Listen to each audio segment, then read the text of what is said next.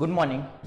આજનો આપણો લેક્ચર છે તે વ્યતિકરણ ઉપર છે કે જે આ ચેપ્ટરનો સૌથી મોસ્ટ આઈએમપી ટોપિક છે, બરાબર. તો વ્યતિકરણ શું છે, તેના સૂત્ર શું છે, એ આપણે બધું આજના લેક્ચરમાં જોશું. પણ આપણે વ્યતિકરણ સ્ટાર્ટ કરીએ એ પહેલાં 11th એક નાનો એવો કન્સેપ્ટ છે કે જે આપણે સંપાતીકરણ કહેતા, તરંગનું સંપાતીકરણ, બરાબર. એ કન્સેપ્ટ અહીંયા થોડોક રિવાઇઝ કરાવવાનો છે કે જ્યારે બે કે વધુ તરંગો એક જ બિંદુ ઉપર સંપાત થાય અથવા ભેગા થાય ત્યારે એ બિંદુનું શું થાય, બરાબર. એ બિંદુ ઉપર પરિણામી અસર કેવી જોવા મળે એ બધું શું કહેશે, સંપાતીકરણનો સિદ્ધાંત આપણને કહે છે. તો સંપાતીકરણનો સિદ્ધાંત એટલે શું થાય કે જ્યારે કોઈ એક બિંદુ ઉપર બે કે વધુ તરંગો સંપાત થાય, જ્યારે કોઈ એક બિંદુ ઉપર બે કે વધુ તરંગો સંપાત થાય ત્યારે શું થાય, તમે જુઓ. સપોઝ કે અહીંયા મારી પાસે એક બિંદુ P છે, એક P બિંદુ છે, એની ઉપર હું બે તરંગ સંપાત કરું છું. આ પ્રથમ તરંગ છે અને આ તરફથી એક બીજું તરંગ આવે છે. આ તરંગને આપણે y1 નામ આપીએ, પ્રથમ તરંગને, અને આ તરફથી એક બીજું તરંગ આવે છે, બરાબર. એ પણ P ઉપર સંપાત થશે, આનું નામ આપી દો y2. તો P બિંદુ ઉપર y1 તરંગ સંપાત થાય તો માત્ર y1 તરંગ સંપાત થાય તો તે P બિંદુનું y1 જેટલું સ્થાનાંતર કરે છે ઉપર તરફ. ફોર એક્ઝામ્પલ, બરાબર, કે P બિંદુ ઉપર માત્ર એક જ તરંગ y1 સંપાત થાય તો તે P બિંદુનું ઉપર તરફ સ્થાનાંતર કરશે y1 જેટલું. અને સપોઝ કે બીજું તરંગ પણ એ જ સમયે સંપાત થાય તો તે પણ બિંદુનું પોતાની મુજબ y2 જેટલું સ્થાનાંતર કરાવે છે. ફોર એક્ઝામ્પલ, નીચે તરફ કરાવે છે. તો જે પ્રથમ તરંગ છે એ P બિંદુને ઉપર લઈ જવા માંગે છે અને જે બીજું તરંગ છે એ P બિંદુને નીચે લઈ જવા માંગે છે. તો પરિણામી સ્થાનાંતર હોય ને, આ બંને સ્થાનાંતરોના સદિશ સરવાળા જેટલું હોય છે. જે પરિણામી સ્થાનાંતર હોય, પરિણામી સ્થાનાંતર y is equal two y1 સદિશ પ્લસ y2 સદિશ. સદિશ એટલે નિશાની સહિત લેવાનું, ઉપર વાળાને પ્લસ લ્યો, નીચે વાળાને ઋણ લ્યો, તો અહીંયા આન્સર આવશે y1, નીચે વાળું છે y2 એટલે માઇનસ આવશે. ફરીથી, કે જ્યારે કોઈ બિંદુ ઉપર બે કે તેથી વધુ તરંગો સંપાત થાય ત્યારે તે બિંદુનું પરિણામી સ્થાનાંતર એ દરેક તરંગ વડે થતા સ્વતંત્ર સ્થાનાંતર ના સદિશ સરવાળા જેટલું હોય છે. જ્યારે કોઈ એક બિંદુ પર બે કે તેથી વધુ તરંગો, ટેક્સ્ટબુકમાં સંખ્યાબંધ લખ્યા છે એ પણ ચાલશે, તરંગો સંપાત થાય ત્યારે તે બિંદુનું પરિણામી સ્થાનાંતર એટલે કે આ P બિંદુનું પરિણામી સ્થાનાંતર દરેક તરંગ વડે થતા સ્વતંત્ર સ્થાનાંતરના સદિશ સરવાળા જેટલું હોય.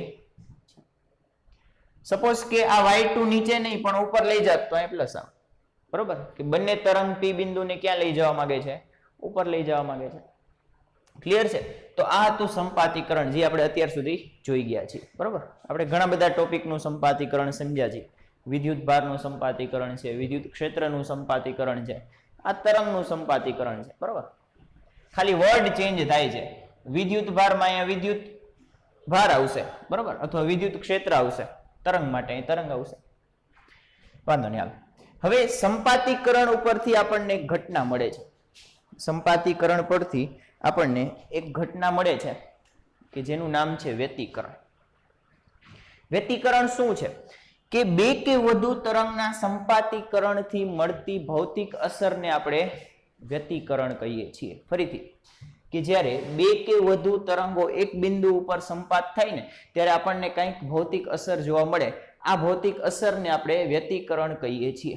હવે આ ભૌતિક અસર શું છે, કેવી દેખાય છે, પ્રકાશ માટે આ ભૌતિક અસર કેવી હોય, એ બધું આપણે આગળના લેક્ચરમાં જોશું. અત્યારે તમે ખાલી આટલું સમજી લ્યો કે એકથી વધુ તરંગો અથવા તો સંખ્યાબંધ તરંગો જ્યારે એક જ બિંદુ ઉપર સંપાત થાય ત્યારે ત્યાં કંઈક ભૌતિક અસર ઉદ્ભવે, એને આપણે વ્યતિકરણ કહીએ છીએ. વ્યતિકરણના બે પ્રકાર પડે છે. વ્યતિકરણના બે પ્રકાર પડે છે. એમાં પ્રથમ પ્રકાર છે સહાયક વ્યતિકરણ એને આપણે ઇંગ્લિશમાં કહેશું કન્સ્ટ્રક્ટિવ ઇન્ટરફેરન્સ, બરાબર. વ્યતિકરણને ઇંગ્લિશમાં કહેવાય ઇન્ટરફેરન્સ. ઇન્ટરફેરન્સ. સહાયક વ્યતિકરણ એને કહેવાય કન્સ્ટ્રક્ટિવ ઇન્ટરફેરન્સ.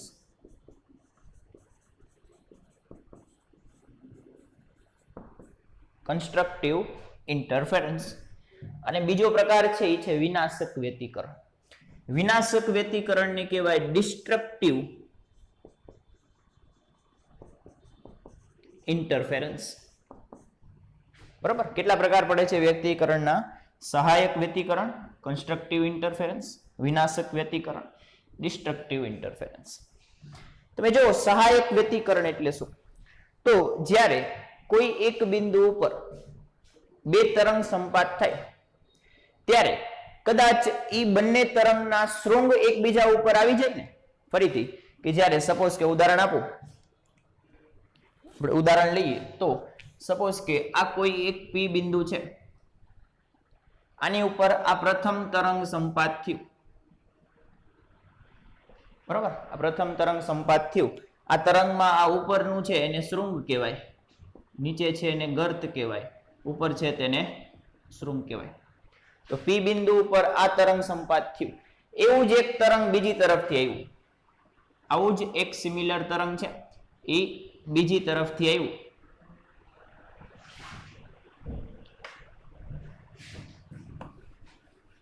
આવું જ એક તરંગ આપણે બીજી તરફથી સંપાત કરીએ તો તમે જો કે જ્યારે બંને તરંગ પી ઉપર પહોંચે છે ત્યારે બંનેના શૃંગ એકબીજા ઉપર સંપાત થાય છે. જ્યારે બંને તરંગ છે એ પી ઉપર પહોંચશે ને, પી બિંદુ એક્ઝેક્ટ વચ્ચે છે, તો પી ઉપર પહોંચે છે એ સમયે બંને તરંગના શૃંગ છે એ એકબીજા ઉપર આવશે, શૃંગ ઉપર શૃંગ આવશે. તો જ્યારે શૃંગ ઉપર શૃંગ આવે, એક તરંગના શૃંગ ઉપર બીજા તરંગનું શૃંગ સંપાત થાય ત્યારે આપણને મહત્તમ સ્થાનાંતર જોવા મળે. એક્ઝામ્પલ આપું તો પ્રથમ શૃંગ છે એ સંપાત થયું એટલે પી બિંદુ છે એ 3 સેન્ટીમીટર ઉપર તરફ સ્થાનાંતર કર્યું. બીજું શૃંગ સંપાત થયું ત્યારે પણ તરંગે 2 સેન્ટીમીટર ઉપર તરફ સ્થાનાંતર કર્યું. તો પરિણામી સ્થાનાંતર છે એ બંનેનો સરવાળો થશે. પરિણામી સ્થાનાંતર છે એ બંનેનો સરવાળો થઈ અને મહત્તમ થઈ જશે. કારણ કે પ્રથમ શૃંગ છે એ પી બિંદુને ઉપર તરફ લઈ જશે, બીજું શૃંગ પણ પી બિંદુને ઉપર તરફ લઈ જશે, એટલે પરિણામી સ્થાનાંતર મહત્તમ થશે. એટલે આ સમયે આને આપણે કહીએ છીએ સહાયક વ્યતિકરણ, કે બંને તરંગ એકબીજાને સહાય કરે છે, પરિણામી સ્થાનાંતર મહત્તમ કરે છે, એકબીજાની અસર વધારે છે. એટલે આને કહેવાય કન્સ્ટ્રક્ટિવ ઇન્ટરફેરન્સ. શું કહેવાય? કન્સ્ટ્રક્ટિવ. કન્સ્ટ્રક્શન કરે છે, સહાય કરે છે, એકબીજાની અસરમાં વધારો કરે છે. અથવા તો સહાયક વ્યતિકરણ હજી એક રીતે રચાઈ શકે કે જ્યારે કોઈ એક તરંગના ગર્ત ઉપર બીજા તરંગનું ગર્ત આવે. ફરીથી કોઈ એક તરંગના ગર્ત ઉપર બીજા તરંગનું ગર્ત આવે, કે સપોઝ કે આ તરફથી આ બીજું તરંગ આવે છે, આ તરફથી આ પ્રથમ તરંગ આવે છે, આ બંને તરંગના આ ગર્ત છે એ પી બિંદુ ઉપર સંપાત થાય છે. તો ગર્ત ઉપર ગર્ત આવ્યું, પ્રથમ તરંગ છે એનું ગર્ત પી બિંદુને નીચે તરફ લઈ જશે, બીજા તરંગનું ગર્ત પણ પી બિંદુને નીચે તરફ લઈ જશે, એટલે પરિણામી સ્થાનાંતર નીચે તરફ મળશે પણ મહત્તમ મળશે. બરોબર? પરિણામી સ્થાનાંતર નીચે તરફ મળશે પણ મહત્તમ મળશે. પેલું તરંગ થોડુંક નીચે તરફ લઈ જશે, બીજું પણ નીચે તરફ લઈ જશે, એટલે પરિણામી નીચે તરફ મહત્તમ થાય. તો આને પણ સહાયક વ્યતિકરણ કહેવાય. આને પણ શું કહેવાય? સહાયક વ્યતિકરણ. કે ગર્ત ઉપર ગર્ત આવે અથવા શૃંગ ઉપર શૃંગ આવે એ સમયે પરિણામી અસર મહત્તમ થાય છે, તીવ્રતા મહત્તમ થાય છે. તો આ ઘટનાને સહાયક વ્યતિકરણ કહે.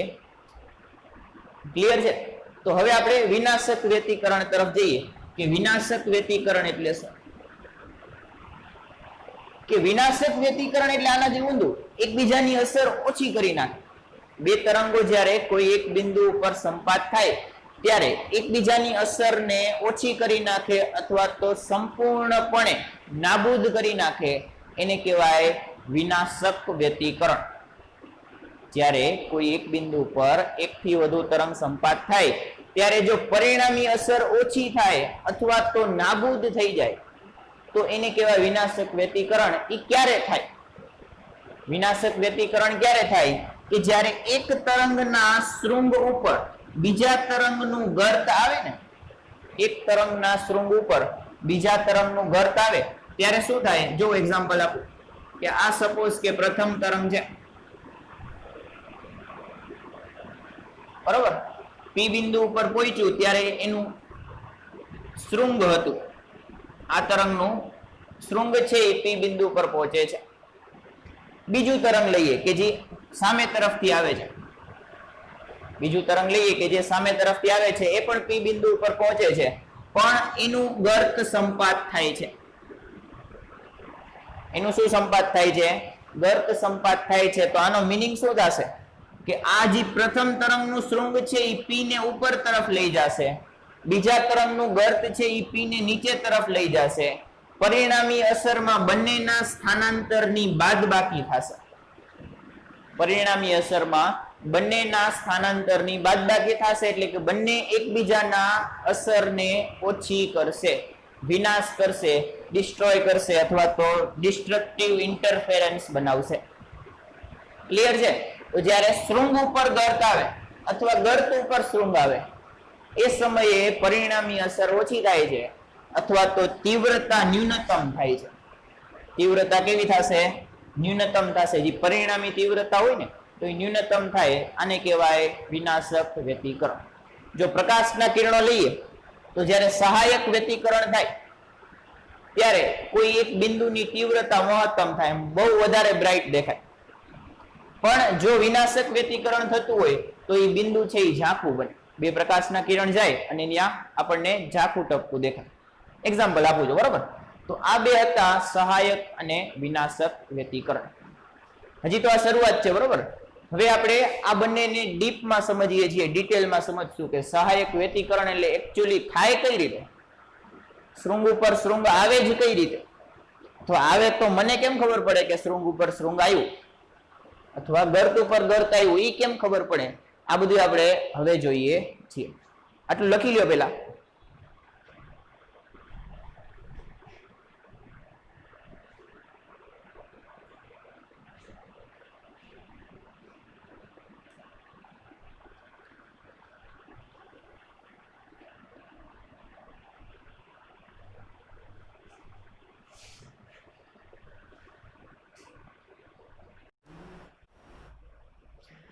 તો હવે લખાઈ ગયું હોય તો આપણે આપણો નેક્સ્ટ ટોપિક જોઈએ કે જે છે સહાયક વ્યતિકરણ. પણ સહાયક વ્યતિકરણ સ્ટાર્ટ કરીએ એ પહેલા એક નાનો એવો ટોપિક વચ્ચે લેવો પડે કે જેનું નામ છે સુસંબદ્ધ ઉદ્ગમ. બરાબર? કે જેને આપણે સુસંબદ્ધ ઉદ્ગમ કહીએ છીએ. સુસંબદ્ધ ઉદ્ગમ એટલે શું થાય એની ઉપર આપણે વાત કરી કે સુસંબદ્ધ ઉદ્ગમ એની જરૂર શું પડે છે. તો એની જરૂર એટલા માટે પડે છે કારણ કે વ્યતિકરણની અસર તો જ થાય તો જ આપણે અનુભવી શકીએ અથવા તો જોઈ શકીએ કે જો જે ઉદ્ગમ છે, તરંગ જેમાંથી ઉત્પન્ન થાય છે એ ઉદ્ગમ છે એ સુસંબદ્ધ હોય. બરાબર? વ્યતિકરણની અસર તો જ આપણે અનુભવી શકીએ અથવા તો જોઈ શકીએ કે જો જે તરંગ ઉત્પન્ન કરતા ઉદ્ગમ છે તે બંને ઉદ્ગમ સુસંબદ્ધ હોય. એટલે આપણો નેક્સ્ટ ટોપિક છે સુસંબદ્ધ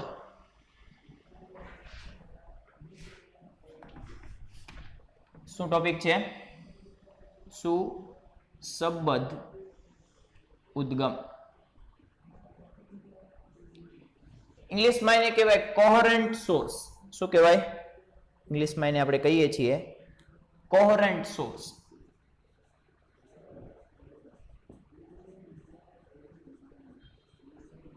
કોહરન્ટ સોર્સ એટલે શું? તો સપોઝ કે હું ઉદાહરણ માટે તમને એવું કહું કે અહીંયા બે ઉદ્ગમ છે, એક છે S1 અને એક છે S2. આ બંને ઉદ્ગમ છે એ પોતાનામાંથી સતત તરંગોનું ઉત્સર્જન કરે છે. તો સુસંબદ્ધ ઉદ્ગમ બને S1 અને S2 બંને સુસંબદ્ધ ઉદ્ગમ તરીકે વર્તન કરે એની માટેની એક શરત છે અથવા તો બે શરત છે. આપણે બે શરત વારાફરતી લખી લઈએ કે પ્રથમ શરત શું છે કે બંનેમાંથી ઉત્સર્જાતા તરંગોની કોણીય આવૃત્તિ સમાન હોવી જોઈએ. બંને ઉદ્ગમમાંથી ઉત્સર્જાતા તરંગોની કોણીય આવૃત્તિ સમાન હોવી જોઈએ. એટલે કે સપોઝ કે આમાંથી ઓમેગા 1 આવૃત્તિ ઉત્સર્જિત થાય છે કોણીય આવૃત્તિ, તો આમાંથી ઓમેગા 2 ઉત્સર્જિત થાય છે, તો આ બંને સરખા હોવા જોઈએ. આ બંને કેવા હોવા જોઈએ? સરખા હોવા જોઈએ. આનો મીનિંગ આપણે સમજીએ કે omega 1 is equal to omega 2 નો મીનિંગ શું થાય. તો તમે જુઓ કે આપણે શું જાણીએ છીએ કે omega is equal to 2 pi F થાય. Omega is equal to 2 pi F, કે જ્યાં એફ એટલે આવૃત્તિ, એટલે ઓમેગા ઈ આવૃત્તિના સમપ્રમાણમાં હોય તો અહીંયા હું લખી શકું omega 1 is equal to omega 2. That implies f1 is equal two f2. કે જો કોણીય આવૃત્તિ સરખી હોય તો આવૃત્તિ પણ સમાન થાય. આવૃત્તિ સમાન થાય એનો મીનિંગ શું થાય? કે બંનેમાંથી તરંગો ઉત્સર્જિત થશે ને એની આવૃત્તિ સરખી હશે.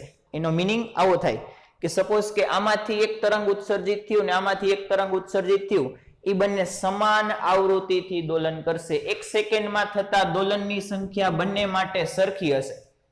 કે પ્રથમ તરંગ છે એ એક સેકન્ડમાં 5 દોલન કરતું હશે, તો બીજું તરંગ પણ એક સેકન્ડમાં 5 દોલન કરતું હશે, અને બંને સાથે દોલન કરતા હશે. બરોબર? તમારે આમ વિચારવાનું કે બંને તરંગ સાથે દોલન કરતા આગળ વધે, એટલે કે f1 is equal two f2. આની માટે એક શબ્દ છે કે બંને તરંગ આવર્ત રીતે આગળ વધે છે. કઈ રીતે આગળ વધે છે? આવર્ત રીતે આગળ વધે છે. બરોબર? આ તો પહેલી શરત હતી. બીજી શરત શું છે?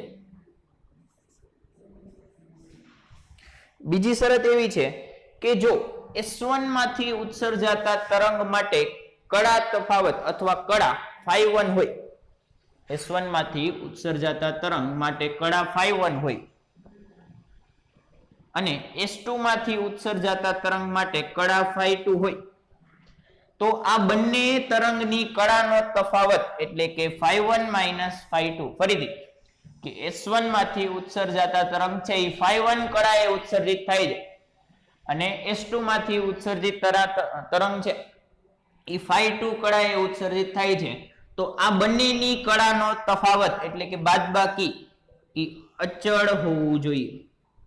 કેવું હોવું જોઈએ? અચળ હોવું જોઈએ. આને આપણે શબ્દમાં લખીએ કો બંને તરંગની કડાનો તફાવત અચળ એટલે કે સમય સાથે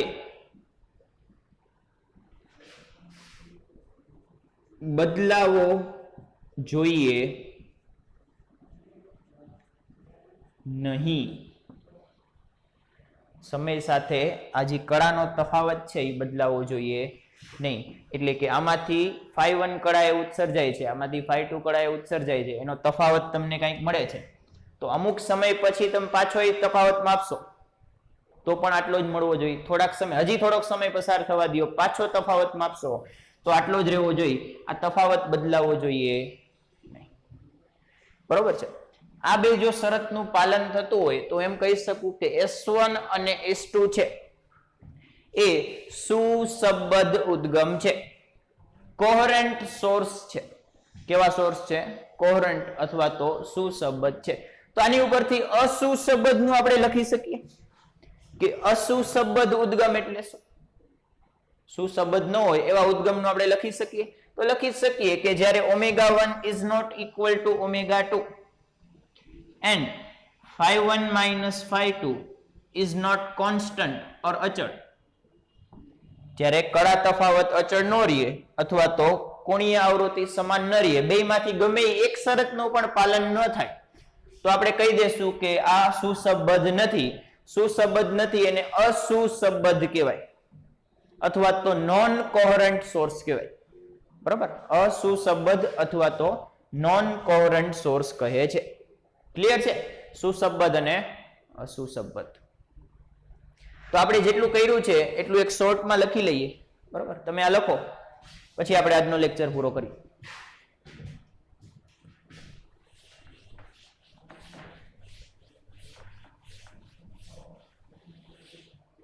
બરાબર, તો આપણે કેટલી વસ્તુ જોઈ? પેલું તો સંપાતીકરણ જોયું કે બે થી વધુ તરંગો એક બિંદુ ઉપર સંપાત થાય તો પરિણામી સ્થાનાંતર દરેકના સ્વતંત્ર સ્થાનાંતર જેટલું હોય એટલે સંપાતીકરણ હતું. બીજું હતું વ્યતિકરણ. વ્યતિકરણના આપણે બે પ્રકાર જોયા. પેલું હતું સહાયક, બરાબર, અને બીજું હતું વિનાશક. તો સહાયક એટલે શું? કે જ્યારે કોઈના શૃંગ ઉપર બીજાનું શૃંગ સંપાત થાય, કોઈ એક તરંગના શૃંગ ઉપર બીજા તરંગનું શૃંગ સંપાત થાય અથવા તો એકના ગર્ત ઉપર બીજા તરંગનું ગર્ત સંપાત થાય તો આને શું કહેવાય? સહાયક વ્યતિકરણ. વિનાશક એનાથી ઊંધું કે એકના શૃંગ ઉપર બીજાનું ગર્ત સંપાત થાય તો આને વિનાશક કહેવાય. થર્ડ પોઈન્ટ સુસંબદ્ધ જોયું આપણે.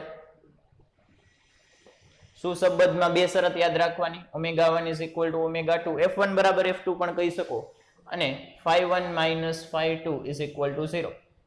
0 નહીં, સોરી, અચળ. બરાબર, પણ આપણે જોશું નહીં મોટા ભાગના કિસ્સાઓમાં φ1 બરાબર φ2 હશે. એટલે φ1 - φ2 છે ને એ 0 થઈ જાય. 0 પણ અચળ જ કહેવાય ને. કળા તફાવત 0 છે, એ બદલાતો નથી સમય સાથે, એટલે એ અચળ થઈ ગયો કહેવાય. ક્લિયર છે? તો આટલું આપણે જોયું. નેક્સ્ટ ટાઈમ છે એ આપણે સહાયક વ્યતિકરણ ઉપર ડિટેલમાં સૂત્ર બધું જોઈએ છીએ. એટલે થેન્ક યુ.